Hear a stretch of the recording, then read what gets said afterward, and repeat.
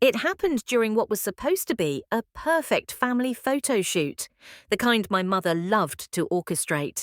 My 6-year-old daughter Julia sat right in the front row, her little yellow dress bright against the sea of red sweaters and plaid shirts. She smiled so wide her cheeks dimpled, proud just to be part of the moment. A week later, when the glossy Christmas cards arrived, my mother spread them across the dining table like trophies. "Look at these," she said, holding one up to the light, her face glowing with satisfaction.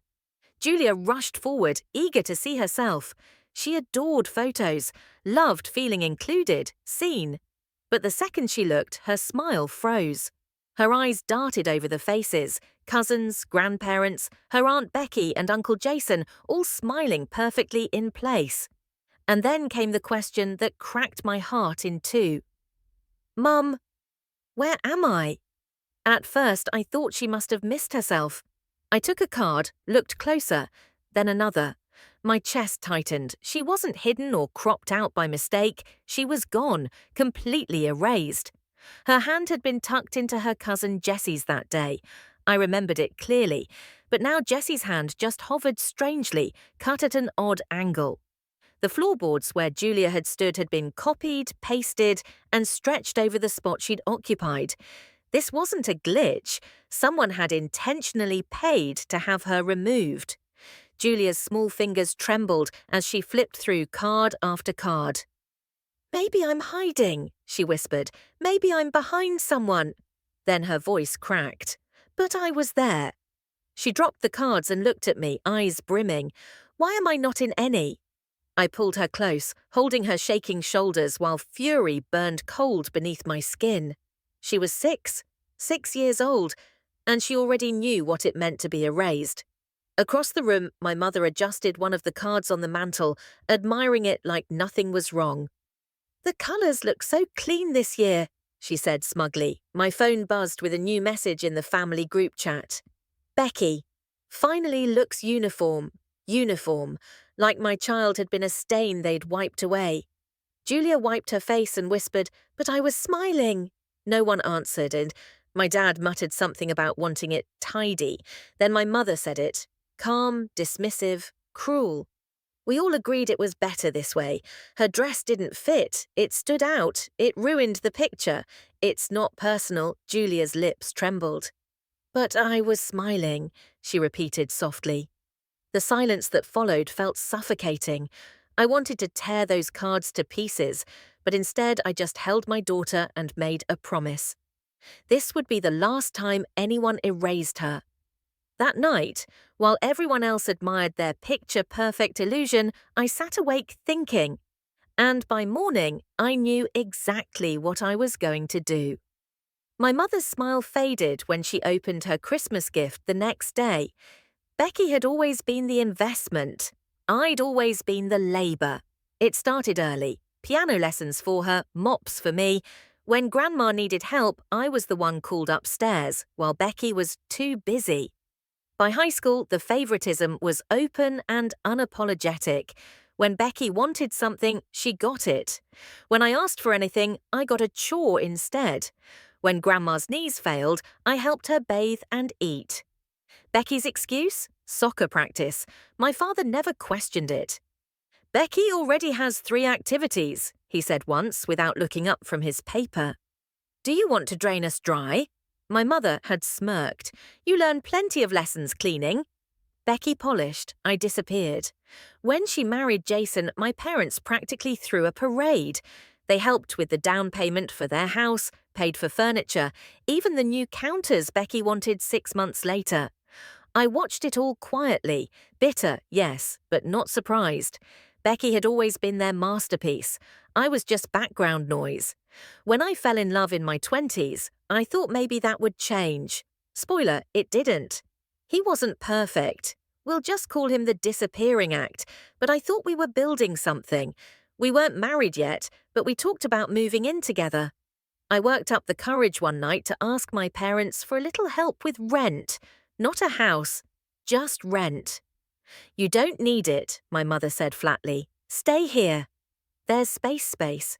What she really meant was, stay useful. Cook, clean, help Grandma, keep being convenient. So I smiled, said sure, and moved out anyway. The flat was tiny, the furniture second-hand, the walls thin enough to hear the neighbours breathe. But it was ours. And for a while that was enough. I still visited Grandma, I always did. She was the only one who looked at me and saw more than the help. And then I got pregnant. The timing was terrible. Too many bills, too many worries, but I was happy. I thought, now they'll finally see me. They didn't. When I asked for help, my father barely looked up. "We don't have money for that," he said. A week later, Becky got a new living room set, paid for by them. By the time Julia was 1, her father was gone too. Off to grad school in another state, new life, new girlfriend. I packed what was left of ours into boxes and went back home. I thought I'd at least get my old bedroom back. Instead, I found it transformed. Fresh paint, toys stacked neatly. My nephew Ryan's name glittered above the bed. He didn't even live there.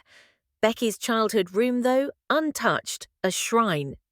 Julia and I were shoved into the attic, cracked paint, slanted ceiling, freezing in winter and suffocating in summer. 2 beds jammed together under a single bulb. "It's fine," my mother said when I protested. "Ryan needs his own space when he visits." "You'll be fine up there." Every creak of that attic floor reminded me exactly where I stood, beneath everyone else. At first, Julia didn't notice, but children grow fast. By 6, she saw it all. Her cousins had their own rooms. She had none. "Why do I share with you?" she asked one night. "Why don't I have my own?" I smoothed her hair and told her it was temporary. I lied, because nearly every cent I earned went to the household. Food, bills, contributions. Saving was impossible. People think cruelty is loud, shouting, slamming doors. But sometimes it's quiet. It's in the choices people make when they think no one will notice. It's funding one daughter's dream house while telling the other to be grateful for a roof. It's carving your child's name in glitter above a door that should have been yours. It's telling a 6-year-old she doesn't belong in a photo because her dress didn't match.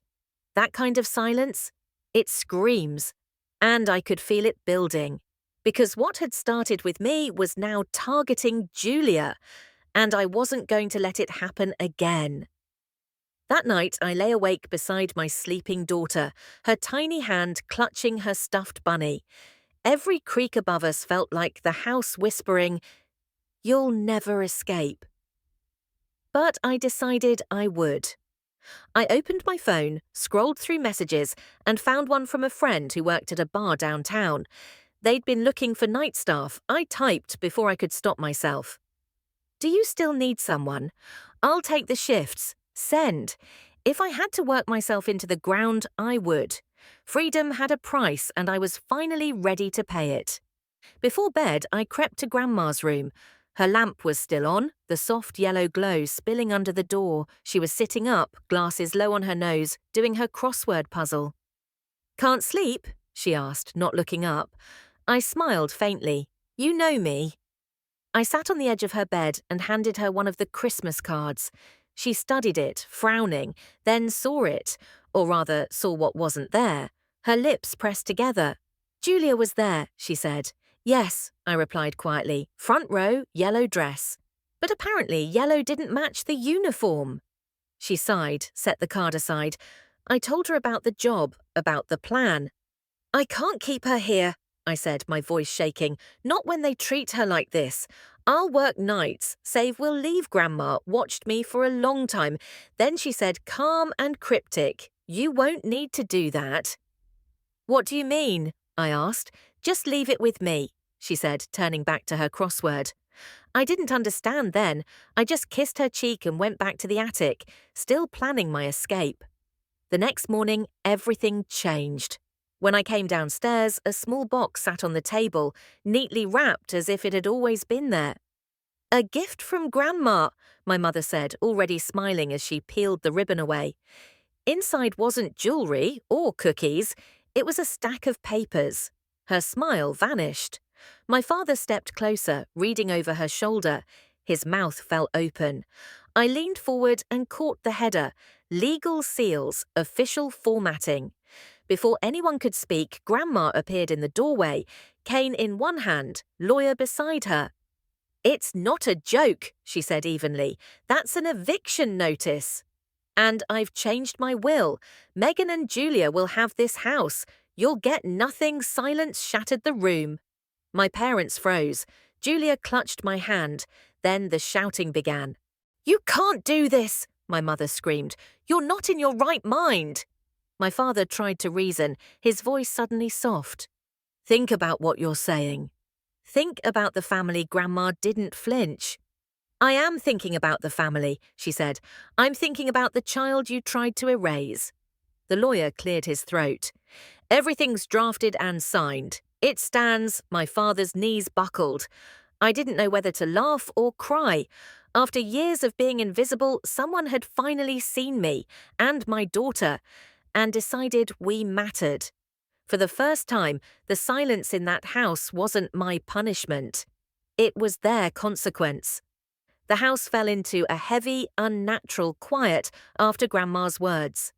No shouting now, no excuses, just stunned silence. My parents stood there pale and speechless, the lawyer calmly packing his briefcase while Julia clung to my hand. When Grandma finally turned to leave, her cane tapping softly on the floor, she didn't look back. She didn't need to. The decision was final. That evening, the silence shifted. It wasn't relief. It was tension. My father retreated to the garden, hacking at shrubs that didn't need trimming. My mother slammed dishes in the sink, each crash louder than words. Julia noticed.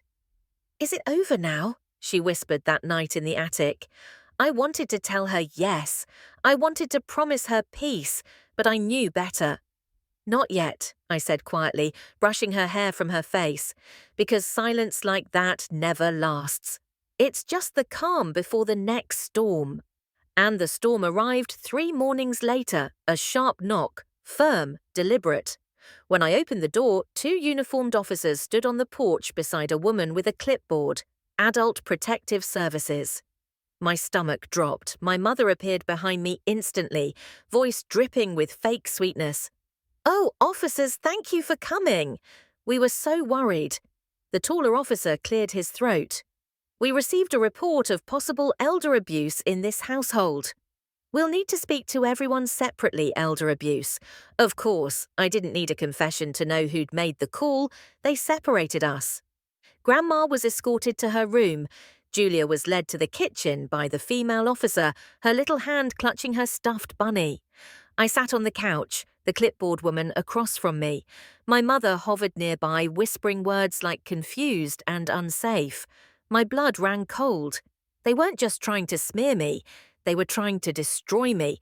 If they arrested me, what would happen to Julia? I swallowed hard and forced my voice to stay calm as the questioning began. "Do you prepare meals for your grandmother?" "Yes," I said carefully. "I always have." "Were you alone with her before she signed those documents?" "Yes, but not during." "Who was the man in her room that morning?" "Her lawyer, the one she hired." The questions weren't unfair, but the way they watched me, pens scratching, glances exchanged, it felt like guilt had already been decided. From down the hall, I heard Grandma's voice, clear, steady, her tone sharper than it had been in years. By the time the officers came back out, everything had changed. Their expressions had softened. The suspicion was gone, replaced by something harder, colder, but not directed at me. They were looking at my parents now. And then Grandma appeared in the doorway herself, leaning on her cane, but standing tall. "No one forced me," she said firmly. "I called my lawyer myself. I knew exactly what I was doing, and I changed my will because it's my right to do so." The room went dead still. Then she turned her gaze on my parents, eyes blazing. "The only abuse in this house is how you treat Megan and that child." If words could slap, that one left a mark. The APS worker closed her folder. "I don't see any concerns here," she said briskly. "Everything appears in order." The officers nodded. "Thank you for your time." "There's nothing further to pursue." Relief hit me so hard I could barely breathe. I pulled Julia into my arms the second she was back by my side. She buried her face in my shoulder, trembling, but Grandma wasn't finished. "To call the police on your own daughter," she said, shaking her head. "To lie about me. To drag my great-grandchild into this. You don't belong under my roof." My mother gasped, grabbing the back of a chair.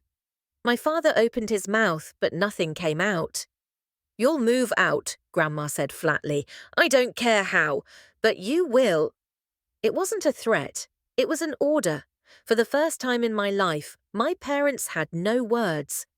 When the door finally shut behind the officers, the silence that followed wasn't heavy anymore. It was clean. Julia looked up at me. "Are we okay now?" she whispered. I smiled, a real smile this time. "Yes," I said, "we're okay." And for the first time I believed it. The days that followed were uneasy. My parents moved like ghosts through the house, barely speaking, eyes full of venom, but mouths shut tight.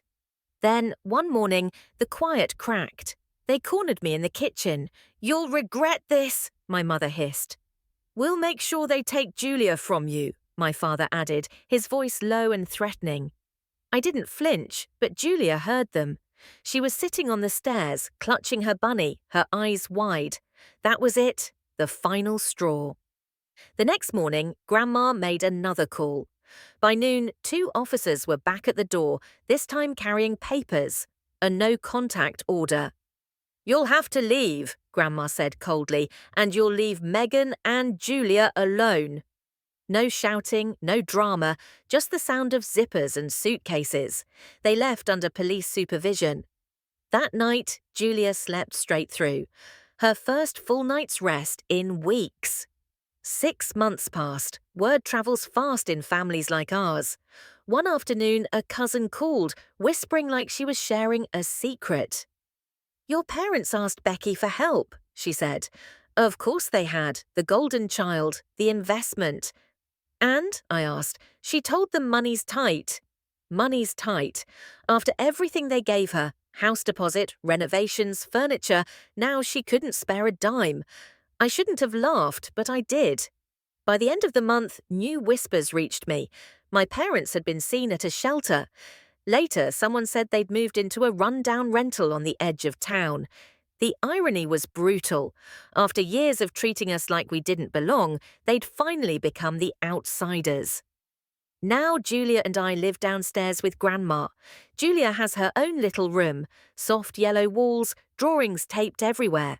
In the mornings, she sits at the kitchen table while Grandma beams at her over breakfast, proud of every silly doodle.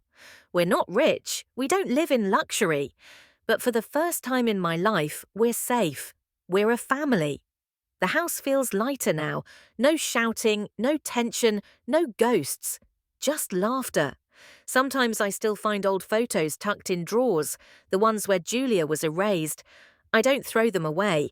I keep them as reminders of what we survived. Because the truth is, you can rebuild from anything once someone decides you're worth standing up for. So what do you think? Did my grandmother go too far? Or did she finally do what no one else had the courage to do? Let me know in the comments. And if you want more stories like this, don't forget to subscribe.